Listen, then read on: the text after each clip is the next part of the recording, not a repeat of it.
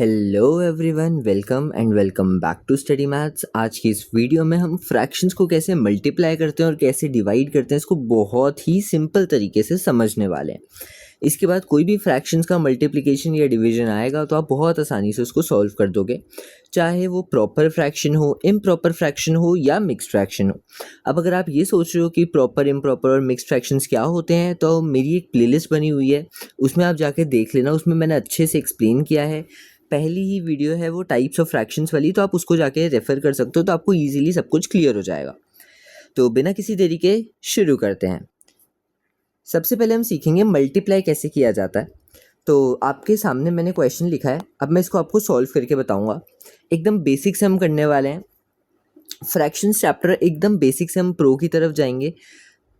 Basic level के questions होंगे और धीरे धीरे आप फ्रैक्शंस में एकदम प्रो हो जाओगे कि फ्रैक्शंस का कोई भी क्वेश्चन आ जाए तो वो आपका फेवरेट बन जाएगा कि आप इजीली उसको सॉल्व कर दोगे। तो सबसे पहला क्वेश्चन है मल्टीप्लाई करना है। तो मल्टीप्लाई होता है हमेशा सामने सामने, जैसे इसका इसके साथ और इसका इसके साथ। ये बात समझ में आती है? जी हाँ। तो अब सबसे पहले मैं करूँगा 3 × 2 और नीचे मैं करूँगा 4 × 3। मेरे पास आंसर क्या आएगा? 3 2 ज़ा 6 और 4 3 ज़ा 12। ये मेरे पास आंसर आ गया। लेकिन हमें क्या पता है, आपने मेरी पिछली वीडियोस देखी हो तो उसमें आपको पता होगा कि हमें करना होता है स्टैंडर्ड फॉर्म में। ठीक है, स्टैंडर्ड फॉर्म, इसको लोएस्ट फॉर्म भी कहते हैं।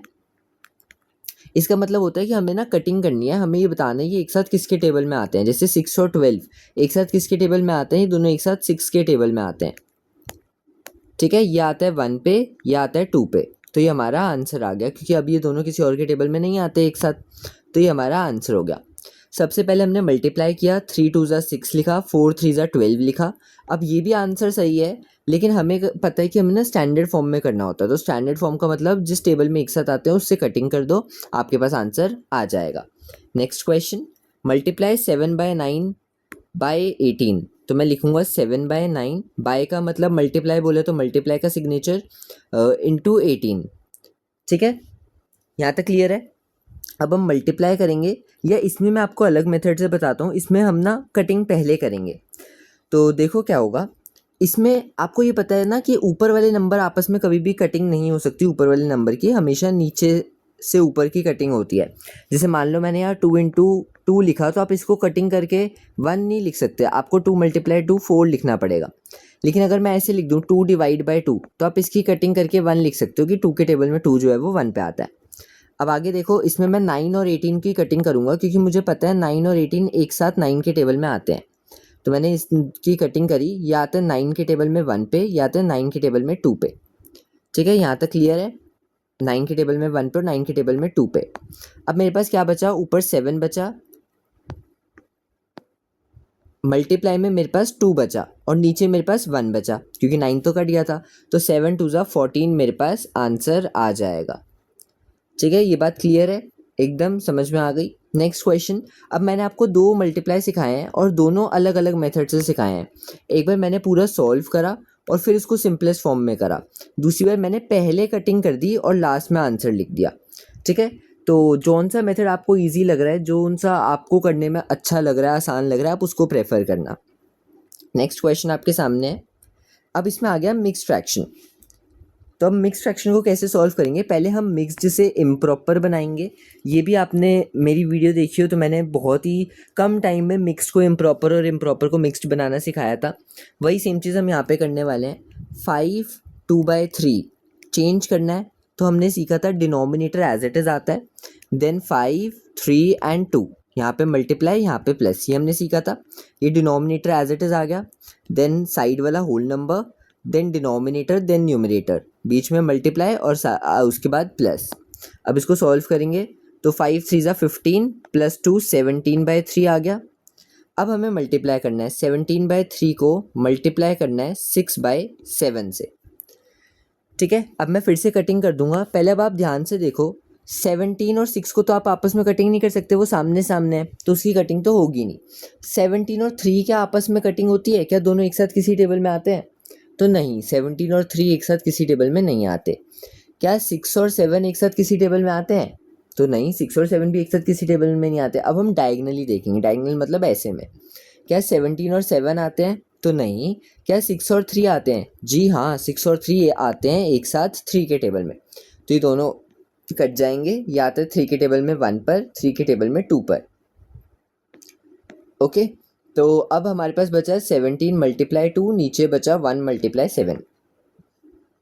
17 2 ज़ा 34, 1 7 ज़ा 7, ये हमारे पास आंसर आ जाएगा। लेकिन इसमें एक कैच है, क्वेश्चन जो था वो मिक्स फ्रैक्शन का था, तो हमें आंसर को भी मिक्स फ्रैक्शन में करना पड़ेगा। तो इसको हम मिक्स फ्रैक्शन में कर देते हैं। मिक्स फ्रैक्शन भी मैंने आपको सिखाया था, 7 लिखा, 34 लिखा, ठीक है। 7 की टेबल में 34 से छोटा 7 4 ज़ा आता है 28, देन हमारे पास 6 बच गया।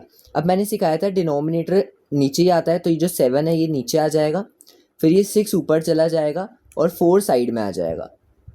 तो हमने क्या सीखा, 7 नीचे 6 ऊपर 4 साइड में, तो ये मेरा आंसर निकल के आ गया, ठीक है। तो ये वाला मल्टीप्लाई का भी इजीली समझ में आ गया होगा। क्या किया हमने, सबसे पहले मिक्स फ्रैक्शन को इम्प्रॉपर में चेंज किया, फिर हमने आपस में कटिंग कर दी और फिर हमने अपना आंसर लिख के मिक्स फ्रैक्शन में दोबारा से चेंज कर दिया।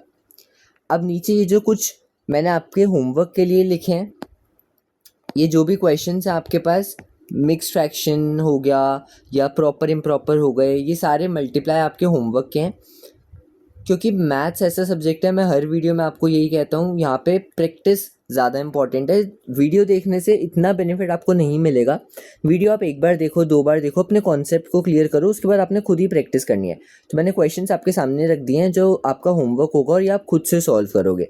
मैंने 2 तरीके से मल्टीप्लाई सिखाया, आपको जोन सा मेथड ईजी लगा, कोई मेथड गलत नहीं है, कोई मेथड सही नहीं है, मतलब सही तो दोनों है, मेरे कहने का मतलब ये है कि कोई भी मेथड गलत नहीं है। तो आपको जोन सा ईजी लगा है आप उसको फॉलो करना और ये सारे क्वेश्चंस खुद से प्रैक्टिस करना, ठीक है। अब हम चलते हैं डिवाइड की तरफ। डिवाइड पे जाने से पहले हमें रेसिप्रोकल सीखना होगा, क्योंकि डिवाइड फ्रैक्शंस को जब हम डिवाइड करते हैं तो उसमें एक कॉन्सेप्ट आता है रेसिप्रोकल का। तो रेसिप्रोकल को हम पहले समझते हैं, फिर हम डिवाइड के क्वेश्चंस को सॉल्व करेंगे। तो रेसिप्रोकल का मतलब होता है, रेसिप्रोकल होता है ऊपर को नीचे करना, नीचे को ऊपर करना। जैसे मैंने अगर 2/3 लिखा है तो इसका रेसिप्रोकल हो जाएगा 3/2।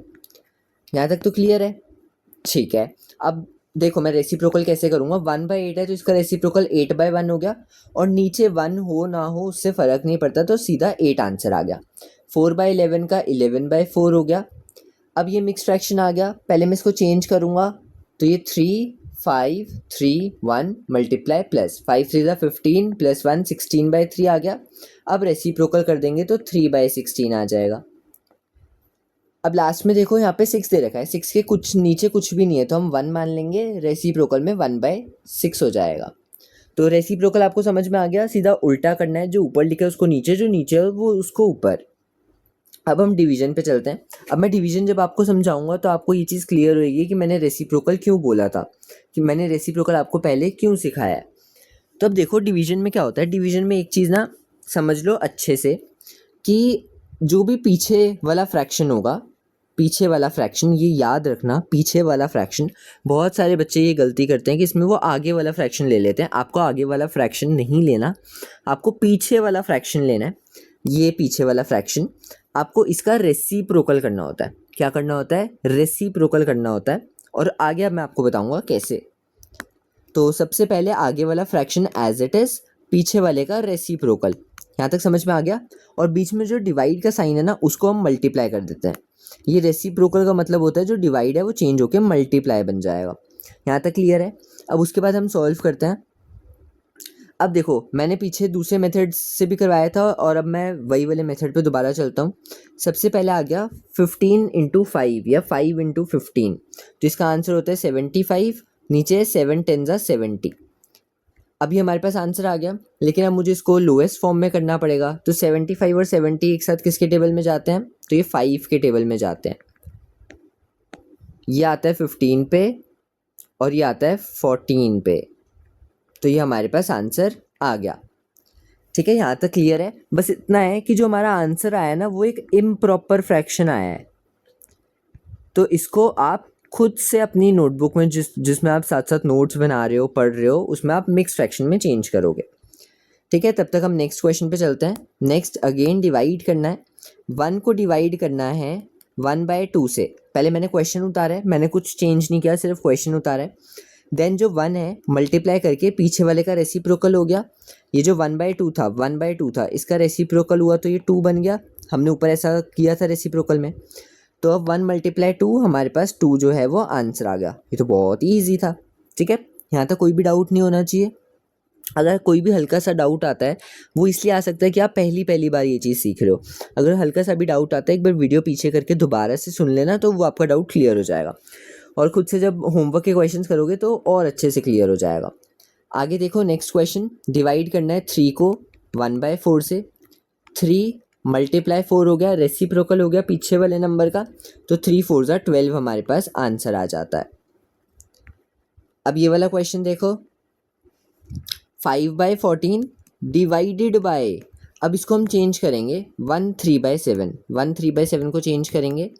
चेंज कैसे होता है, नीचे डिनोमिनेटर देन 1 7 3 मल्टीप्लाई प्लस 1 7 ज़ा 7 प्लस 3 10, 10/7 आंसर आ गया। इसमें तो आपको कोई डाउट नहीं होना चाहिए। तो हमारे पास आंसर आया था 10/7। अब हमें क्या करना है, 5/14 मल्टीप्लाई 7/10, पीछे वाले का रेसिप्रोकल कर दिया मैंने और डिवाइड का साइन मल्टीप्लाई बन गया। अब आगे देखो, अब कटिंग वाले मेथड से आपको सिखा देता हूँ एक बार। तो कैसे होती है, 5 और 10 क्या एक साथ किसी टेबल में आते हैं? नहीं आते। 7 और 10 एक साथ किसी टेबल में आते हैं? नहीं आते। 5 और 10 एक साथ किसी टेबल में आते हैं? तो हाँ आते हैं।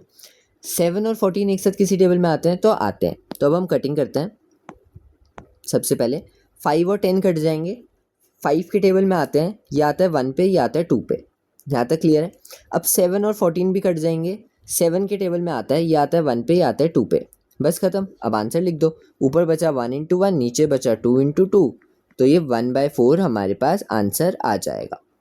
ईजी था, वेरी वेरी ईजी था।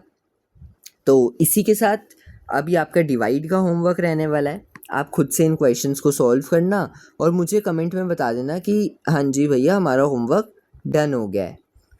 ठीक है, तो ये आप इसका स्क्रीनशॉट ले लो या वीडियो पॉज करके, जैसे भी आपको करना है इसको अपनी नोटबुक में नोट कर लो और इन क्वेश्चंस को प्रैक्टिस करना। तो आज की इस वीडियो में इतना ही। हमने क्या सीखा इस वीडियो में, मल्टीप्लाई कैसे करते हैं, रेसिप्रोकल क्या होता है और डिवाइड कैसे करते हैं, प्रॉपर, इम्प्रॉपर और मिक्स्ड फ्रैक्शंस का। मिलते हैं किसी और वीडियो में किसी नए टॉपिक के साथ। तब तक के लिए पढ़ते रहना।